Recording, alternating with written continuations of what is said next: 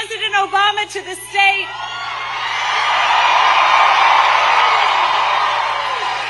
that I have always thought of as the gateway to America. New Jersey is like no other place in the world. We are the most diverse, densely populated state in the nation. And despite that, or maybe because of it, we care about each other and our kids. We have each other's backs.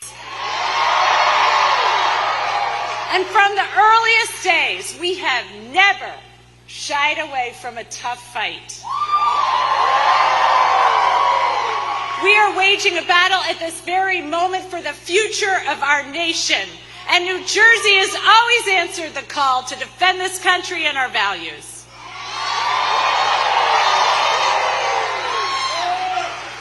We were the arsenal of democracy in World War I. And then when soldiers came home from World War II and demanded more, we passed the nation's very first state civil rights law in 1945.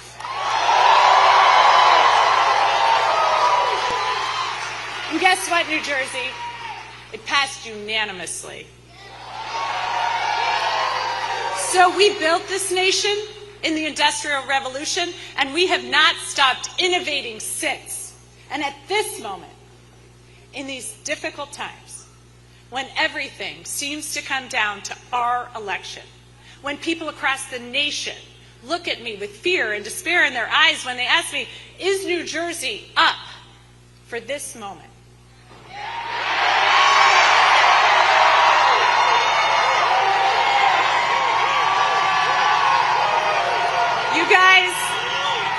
You guys just stole my line. My answer was, hell yeah!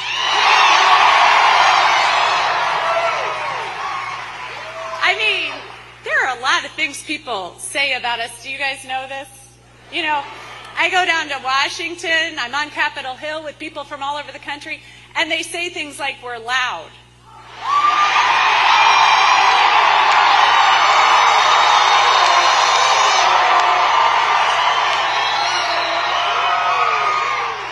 My roommate down in Congress gave me a T-shirt. I love you back. I love you back.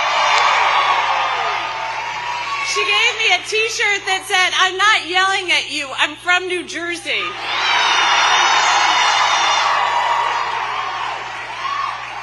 They say we don't have patience. Okay, I'm going to take that hit because in this town, I have actually been honked at a red light because people thought it was about to turn green. They make fun of us because we don't pump our own gas.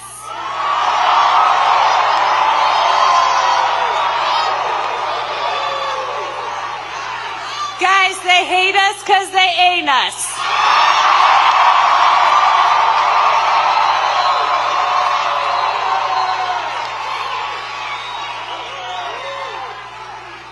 Tell you something. No one has ever said that we aren't brave or that we shrink from a challenge. And we have never, ever backed down when it comes to making a better future for our families and our kids.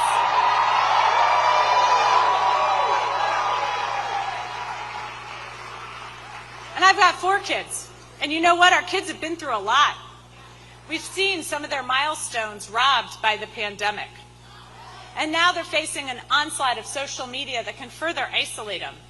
So I'm going to pass the Kids Online Safety Agenda because as Trump tries to steal opportunity, success, and a great future from our kids, all I can say is, New Jersey.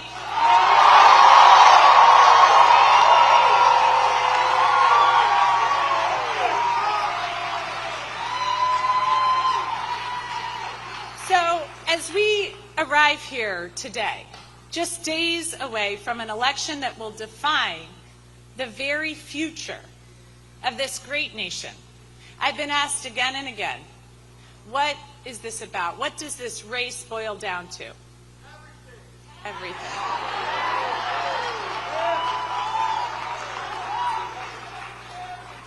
And after hearing from thousands and thousands of New Jerseyans, I can tell you it comes down to opportunity.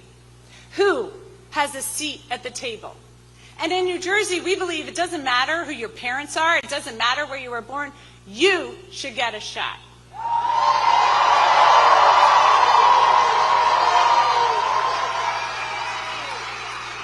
And so in this election, we are deciding, do we continue to expand access to opportunity? Do we make sure every kid gets a good education?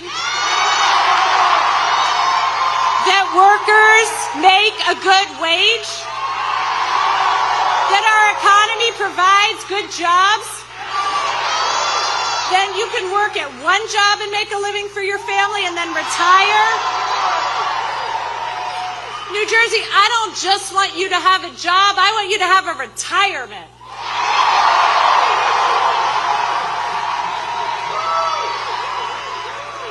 And so what I hear about from families all over this state reminds me of my own background.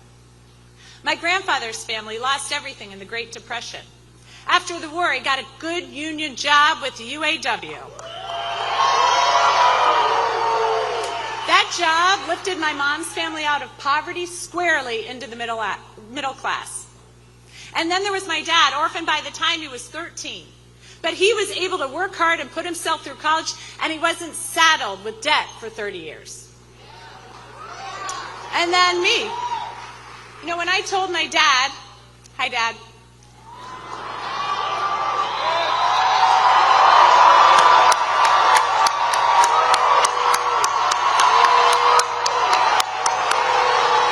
Hi, Mom.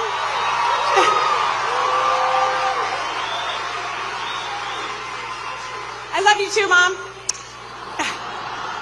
When I told my dad in the 5th grade I wanted to fly in the Navy like my grandfather, he told me he didn't know if the Naval Academy took women. And he didn't know if women could fly in the Navy. But I knew I could do it. I knew.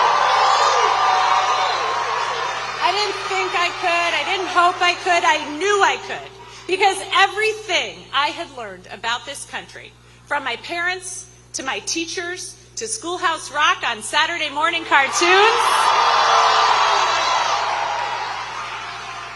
told me that in this country, we were opening up opportunity to everyone. And we were. We passed the Civil Rights Act, the Voting Rights Act, decided Roe versus Wade. And so I attended the Naval Academy, and I graduated with the first class of women eligible for combat on ships and aircraft.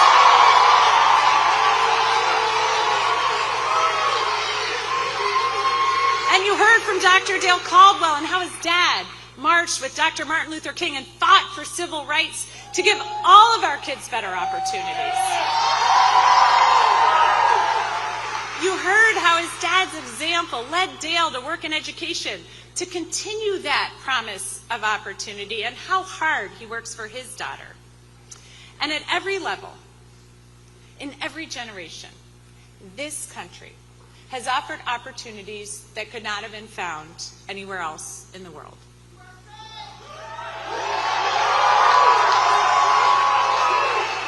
And I'm looking out at thousands of you.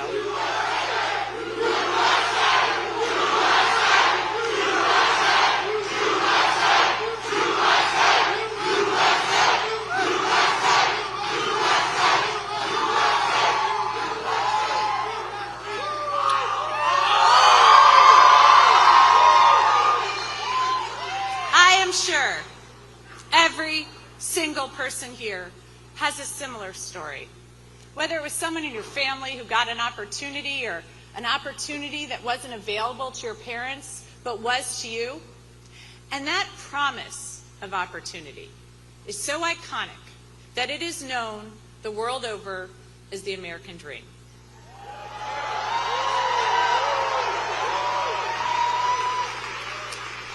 And as President Obama himself said, the American dream, that's right. The American dream isn't the promise of a perfect life. But at its best, it's the promise that you get a real and honest shot to get ahead. So when people ask me, Mikie, why are you running for governor? That's why. I want you to be able to afford to live in New Jersey and build something. I want all your kids to have great opportunities. I want to make sure everyone here has a shot in this state. So I'm fighting. I'm fighting for Chuck, a small business owner in Gloucester, getting crushed by tariffs. I'm fighting for Karina, a single mom here in Newark, who isn't sure if she can afford to stay and raise her son in New Jersey. I'm fighting for Bob, a lot of us. I'm fighting for Bob, a veteran, and Kate May, who's worried about his data privacy. I'm fighting for Regina in Trenton, who lost her son Trayvon to gun violence. And I'm fighting for Sequoia in Jersey City, who pays 70% of her income in rent and can't get ahead. That's why I'm going to work every day as your governor to make sure you can afford to stay right here in New Jersey.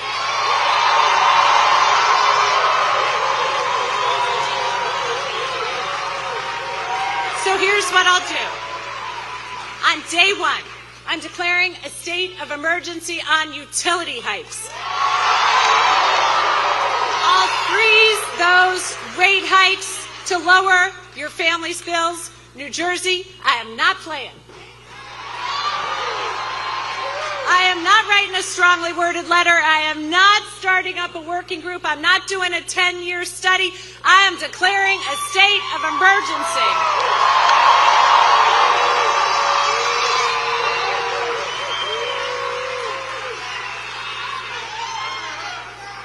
But it's not just utility costs. I also hear all across the state from New Jerseyans who tell me they can't afford to live and anywhere to live and about skyrocketing rental prices. I'm taking on those landlords who are colluding to drive up your rents, and I'll expand first-time homebuyer assistance to get you in that first home. Get your foot in the door so you can have a shot. And I hear from too many families every year, Mikie, you know I'm making choices. How much can I buy at the grocery store versus whether or not I can afford my prescriptions? So I'm taking on those pharmaceutical middlemen who are driving up your prescription drug costs.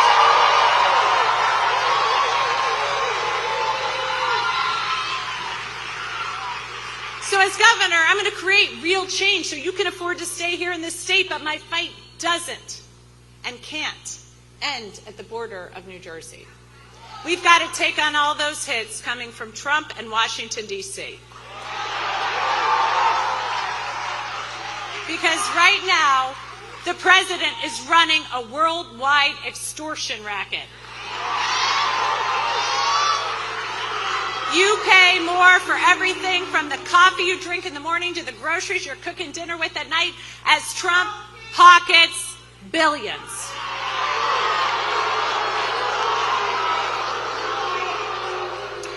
His energy plan is designed for just one audience, the fossil fuel industry. They donated hundreds of millions to his campaign, and they're now getting rich off the higher utility prices that New Jersey families are being forced to pay because of the one big, beautiful betrayal. Under Trump, the deficit has got up $1 trillion in 2 months. And we can't feed hungry kids in the richest nation on earth. We can't feed hungry children.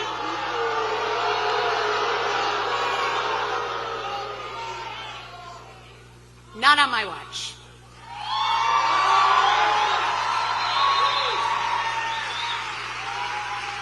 So if he's not going to fund these programs, and make no mistake, in New Jersey, we send $70 billion more to Washington than we get back, claw that money back, and do it ourselves.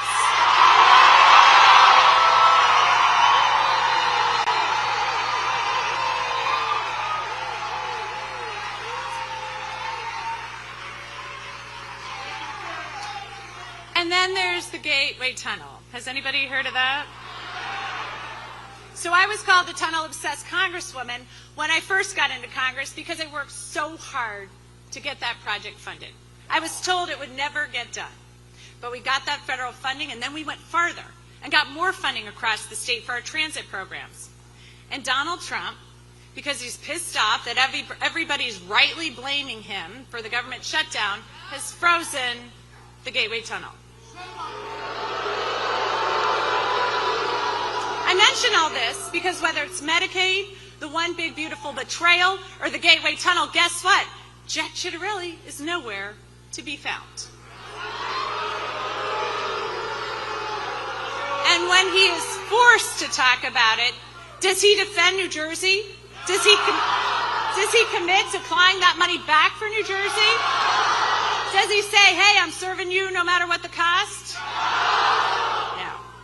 On every single occasion, Jack has decided, I'm going to defend Trump. He even gives Trump an A. Guess what, guys? I give Trump an F.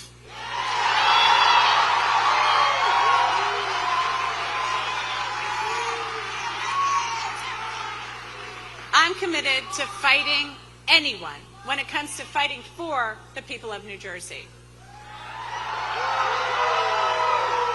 So there were two people who really embodied this fight, Donald Payne Jr. and Bill Pascrell. They passed away not too long ago. I served with both of them. And at Bill's funeral, the priest reminded us that hope has two beautiful daughters, anger and courage. Anger at the way things are, and the courage to fight for change.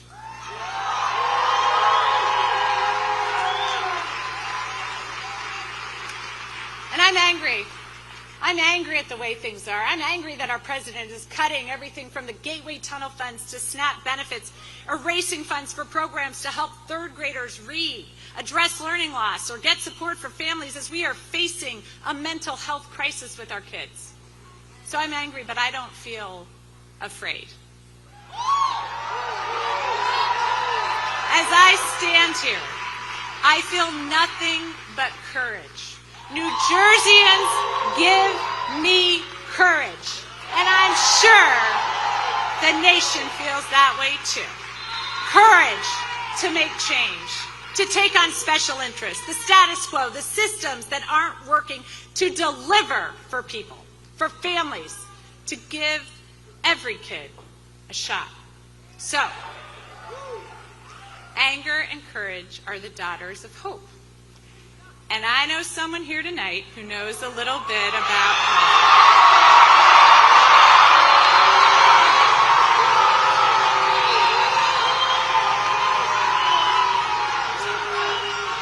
He knows hope is not passive, blind optimism, but an active, stubborn belief that a better future is possible if we work hard and fight for it. So, New Jersey, are you ready to work? Are you ready to fight hard for our future? Are you ready to make sure that every single one of your neighbors, your friends, your frenemies head to the polls between now and Tuesday?